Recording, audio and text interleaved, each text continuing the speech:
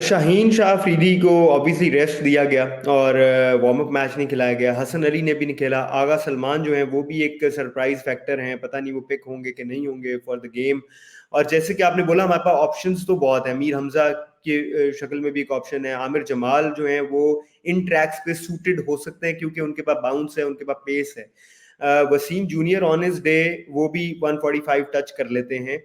तो आपको क्या लग रहा है कि जो कंडीशंस हमें वहां पर्थ में मिलने वाली हैं उसमें क्या किस कॉम्बिनेशन के साथ जाएंगे? एक स्पिनर हमारे अबरार जो थे, ऑल्दो वो विकेट्स तो ज्यादा नहीं ले पाए लेकिन उन्होंने अच्छे स्पेल्स निकाले पीएम 11 के अगेंस्ट। तो क्या आपको लग रहा है किस कॉम्बिनेशन के साथ जाएगी पाकिस्तान बॉलिंग में? यार हमारा जो ट्रैक रिकॉर्ड है उसको देखते मुझे लगता है कि we definitely off for the experience के शाहीन के साथ हसन को हम खिलाएंगे। और शायद फिर हम एक यंग फास्ट बॉलर खिला के ऑलराउंडर के साथ आमिर जमाल के साथ जाना चाहें। शायद मुझे लगता है कि हम मे बी पर्थ पे स्पिनर ही ना खिलाएं। ये भी हो सकता है कि हम एक ऑलराउंडर को खिला के चार फास्ट बॉलर कर लें और फिर आगा सलमान या कोई भी इस तरह का हमारा ऑप्शन है सऊद शकील वो स्पिन बॉलिंग पार्ट टाइम कर लेते हैं। तो ये भी एक ऑप्शन पर्थ में हो सकता है। बट अगेन सॉरी आपको यहाँ पे मैं कट करूंगा। अभी तक जो पीएम 11 के साथ जो मैच हुआ उसमें सबसे बेहतरीन इकॉनमी बाबर आजम की थी। तो हाँ एक ओवर में देखिए एक रन खाया। प्रॉब्लम यार ये है अमीर के आपके ना लाइन तो लेंथ कैसे होते हैं ऑस्ट्रेलिया में। माजी में मैंने देखा कि मैं ये नहीं कह रहा बहुत बड़े बड़े बॉलर थे और मैं तो खुद कुछ इस पे कमेंट नहीं करूंगा लेकिन मैं एनालाइज कर रहा हूँ सिर्फ कि ऑस्ट्रेलिया में लेंथ बहुत मैटर करती है। अगर आप वहां पे ना फुलर बहुत कराते हो तो उसका फर्क नहीं पड़ता। यू नीड कंसिस्टेंट जैसे उमर गुल हमारे जो bowling coach I think he should have thought the bowlers की यहाँ पे लेंथ जो है ना पुल चाहिए और ना बहुत ऊपर चाहिए। यहाँ पे गुड लेंथ पर आपको अच्छा बाउंस मिलता है। आप देखो यहाँ पे ज्यादातर स्लिप में आउट होते हैं। अगर आप जी। ऑस्ट्रेलिया के पैटर्न देखेंगे यहाँ स्लिप बहुत लगती है क्योंकि गेंद जो है ना वो टॉप ऑफ द आपका हैंडल आता है। और आप अगर तो बहुत अच्छे कट पुल के प्लेयर हो जैसे बाबर है या रिजवान है बाकी प्लेयर्स को प्रॉब्लम हो सकती है। तो आई थिंक हमारे बॉलर्स को भी शाहीन को भी और बाकी बॉलर्स को ये जरूर याद रखना है कि यहाँ पे आपने जोर नहीं लगाना। यहाँ आप कोई हीरो नहीं बनने जाएंगे कि आपने यहाँ पे यॉर्कर्स कराने हैं या आपको आप ड्राइवे कराओगे तो कोई स्लिप लगेगी। आई थिंक ये बहुत मैटर करता है कि हम as a bowling unit plan क्या लाते हैं। अभी जो आप बात कर रहे हो यकीन करो अगर आप अच्छे प्लान के साथ आओ ना अच्छे प्लान के साथ you don't need big name. आपको बड़े नामों की जरूरत नहीं है। बट आपने माजी में देखा कि हमारे सारे बड़े नाम होते थे बट हम हार जाते थे क्योंकि मैंने वो सारा एनालाइज किया कि हमारी आप ऑस्ट्रेलिया में मैकग्रा की उस जमाने में लेंथ देख लो गिलेस्पी की देख लो कैस्प्रोविस की देख लो उस जमाने में जब जैसे गिलेस्पी खेलते थे या ब्रैटली खेलते थे सारा आपको ये स्टफ मिलेगा बिल्कुल। सारा हमारी वही बोल्ड एलबीडब्ल्यू हो रहे होते हैं। तो वो नजर आ जाता था कि हमारा वही जो हमारा है ना एशियन स्टाइल वही चलता है। आई नो मुश्किल होता है बॉलर्स के लिए उनके मसल भी वैसे डेवलप होते हैं माइंड सेट भी वही होता है स्किल्स भी वही होती हैं। बट मैं ये देखना चाहता हूँ कि आप चाहे जिसको भी खिलाएं आप बस ये देखिएगा कि क्या है। अगर तो आपने वही फुलर लेंथ पे ड्राइवे करवा के कोई हीरो बनने वाली बॉलिंग करनी को बोल्ड हो जाए कोई एलबीडब्ल्यू हो जाए हाँ, फिर टारगेट अगर बोल्ड, हाँ अगर एलबीडब्ल्यू और बोल्ड का टारगेट रखेंगे तो आपका कहना यह है कि वो फिर एक बड़ा लॉन्ग वे है फॉर सक्सेस। इसमें क्योंकि कंसिस्टेंट आपको गुड लेंथ चाहिए आपको। करना है। Consistently good length off stump पे रख के, मिडिल ऑफ पे रख के वो जो है स्लिप, आपका मतलब है कि वो अप्रोच ली जाए तो that is the better approach. और फहीम अशरफ भी हम भूलेंगे नहीं।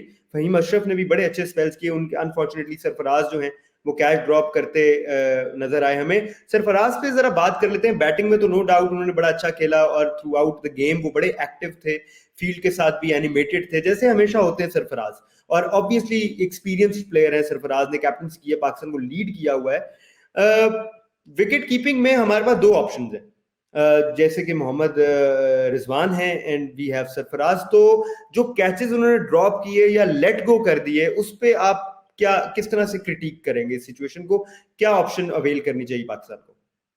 देखिए कैचेस हो जाते हैं ड्रॉप और रिजवान से भी हो सकता है सरफराज से भी हो सकता है लेकिन आपको कॉम्बिनेशन क्या बनाना है टीम का और ये कहाँ हो रही है क्रिकेट।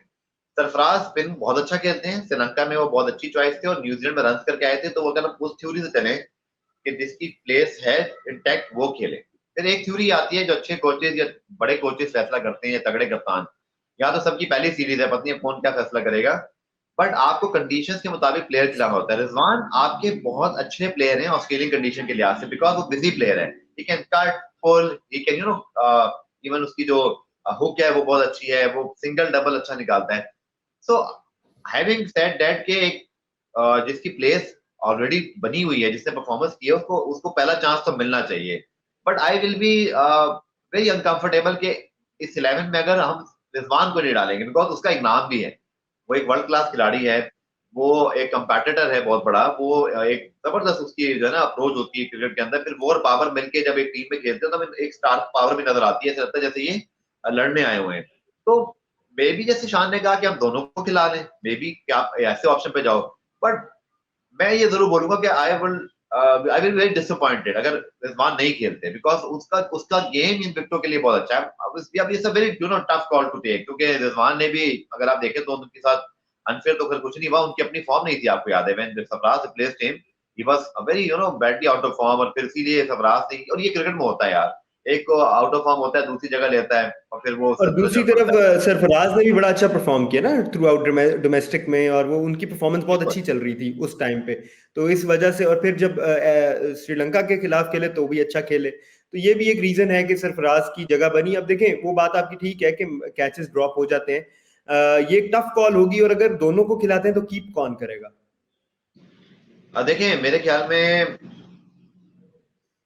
वेरी टफ टू से, क्योंकि बहुत आपने खतरनाक सवाल कर दिए है, बट आई थिंक ऑस्ट्रेलियन विकेटों के लिहाज से शायद, ऑस्ट्रेलियन विकेटों के लिहाज से शायद रिजवान बेहतर ऑप्शन है। ठीक है, ठीक है।